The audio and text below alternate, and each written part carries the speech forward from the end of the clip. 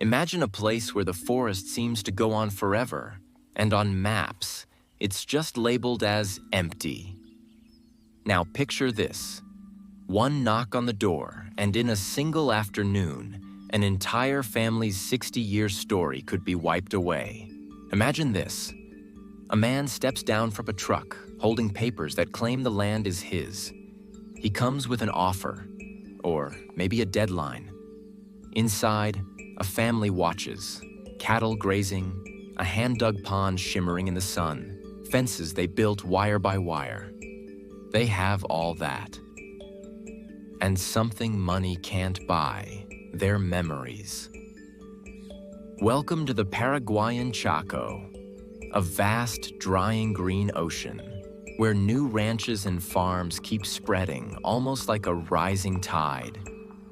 But for the Criollo herders, small-scale farmers whose lives revolve around their livestock and scattered homesteads, or puestos, that tide isn't just rising. It's become a wall. This video is about life and loss in the Paraguayan Chaco. We'll explore how deals are made, how land is claimed, and how communities adapt to these changes.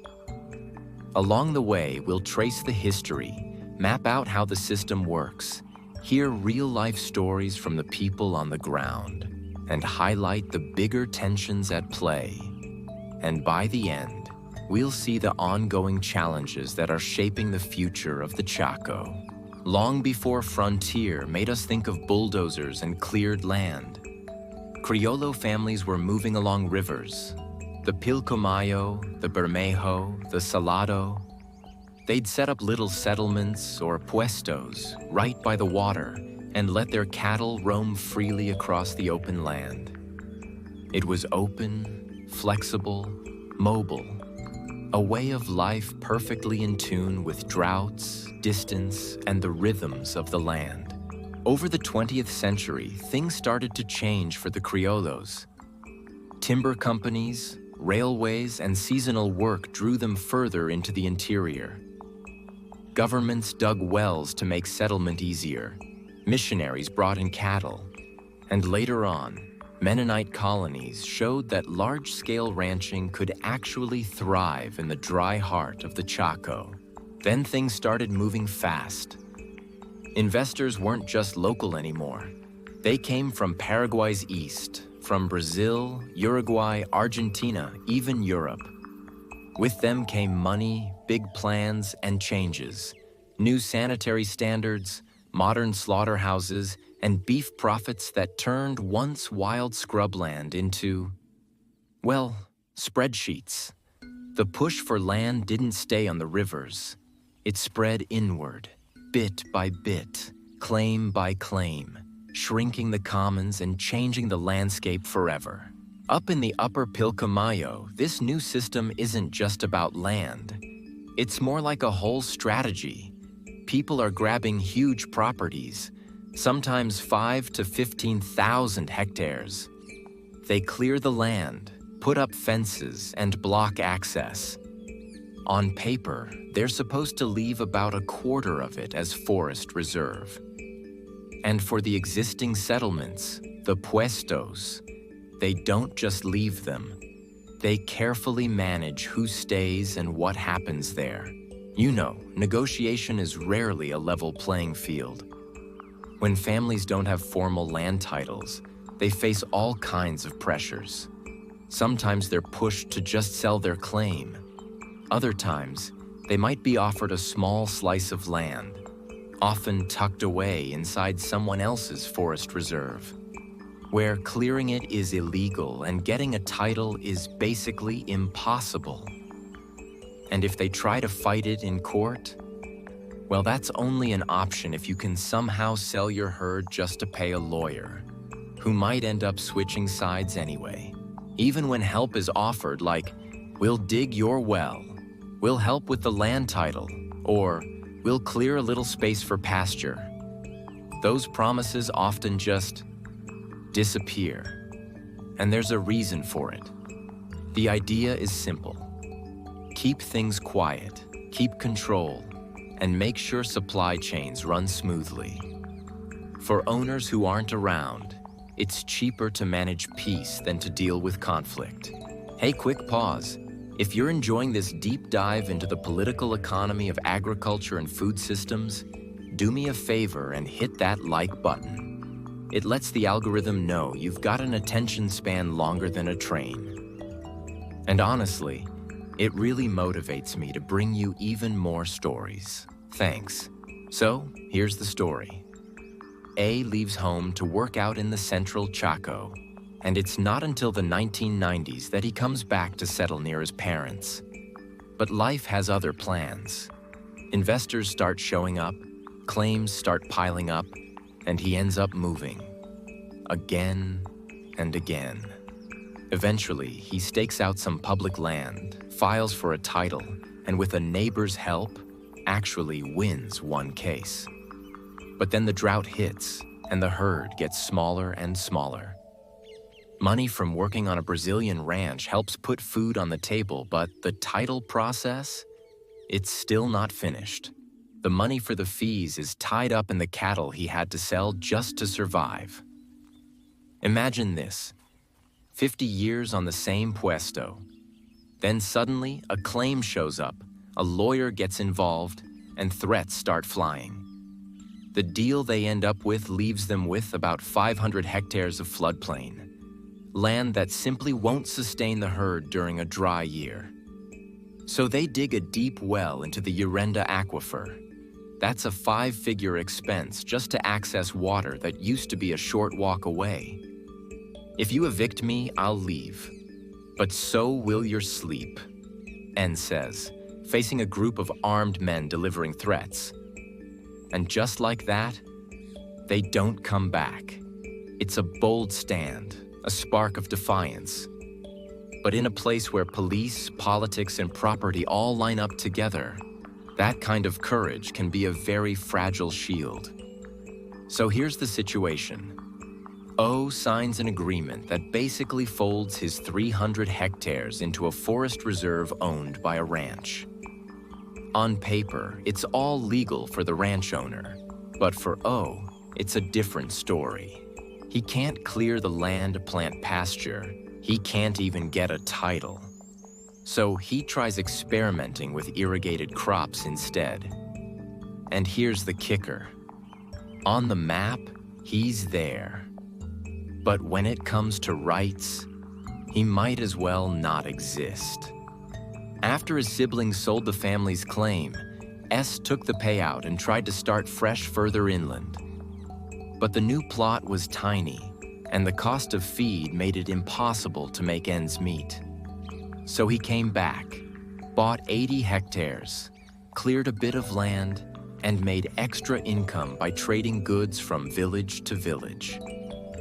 It used to be that the frontier could absorb families moving outward. Today, though, the land gets divided into smaller and smaller pieces, and livelihoods are breaking apart along with it. Under the new regime, everything's about order. Surveyed boundaries, big investments, faster logistics. Sounds good, right? But here's the thing. Order changes who holds the power. Suddenly, informal land arrangements can be used against small farmers. Legal aid ends up selling off their herds. And government help starts picking winners, losers, and middlemen in the community. Intensification often looks a lot like just trying to survive. Think about it. Clearing anywhere from 10 to 100 hectares, planting buffalo or Gatton panic grass, buying a Brahman bull, keeping the herd tight, and hauling water from 200 meters down. But it's more than survival. It's also a kind of mimicry.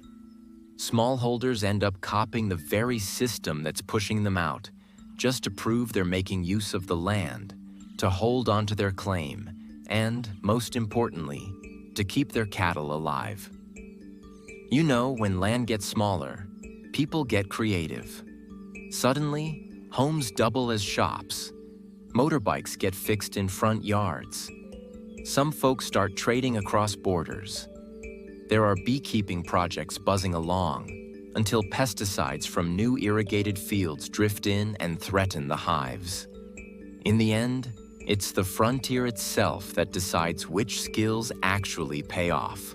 And when farming more or trying new crops still isn't enough, families often have to move, sometimes to towns, sometimes across countries like Argentina, or to whatever tiny spaces they can find along canals and roads. But the cost of moving, what they lose culturally, socially, and financially, almost never comes close to being covered by any payout. Step back for a moment. Life in the Puesto world wasn't about strict lines on a map. It thrived in these wide, overlapping spaces, places where new families could branch out into the forest, where cattle could roam when the ponds dried up, and where borders were shaped by people and relationships long before any surveyor ever showed up. Land deals aren't just about moving fences. They ripple through communities. Neighbors suddenly become competitors, and people find themselves cooperating with investors just to secure tiny gains. Local institutions start to crack under the pressure of scarcity and mistrust. And even when the forest is still standing, the way people think about it and the logic behind it has already changed. Tomorrow's paths are already being drawn. A highway corridor stretching all the way to Brazil, where speculation moves faster than the rain. And in a system built purely for efficiency, anyone without the right papers, they're just seen as delays to be cleared. An elder once asked, after living in the same place for 60 years, who defends us?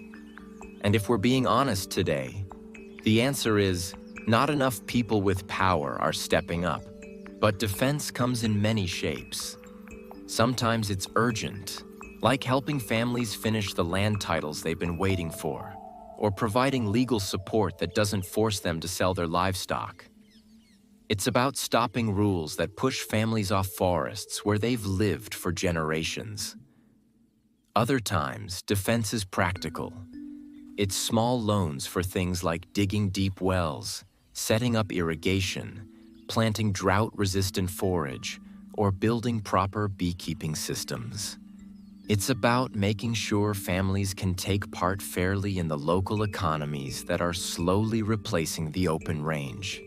We can't turn back the frontier, but we can soften its impact. If the Chaco is going to change, it should change with its people, not around them. Here are 5 key takeaways from the Chaco Frontier 1. The Chaco isn't empty, it's lived in. What might look like open woodland is actually home to Criollo livestock herders. Their houses, pastures, and daily lives are being squeezed as big ranches expand and land speculation heats up. This isn't some untouched frontier. It's a landscape people are actively living in and reshaping. 2. Land loss often happens quietly, not with violence. Eviction isn't always a dramatic raid. More often, it starts with paperwork, offers, pressure, and administrative tricks.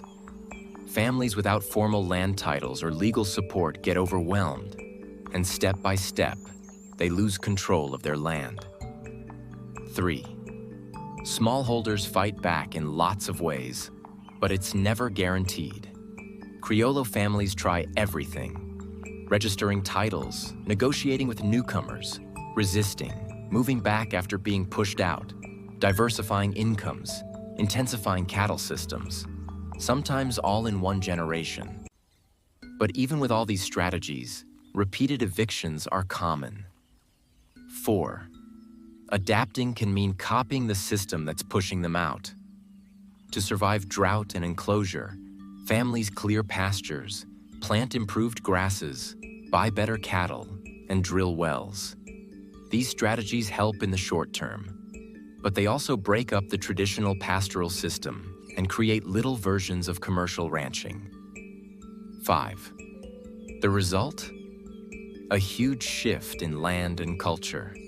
The old way of roaming the open woodlands is giving way to fenced mini ranches and service-based livelihoods.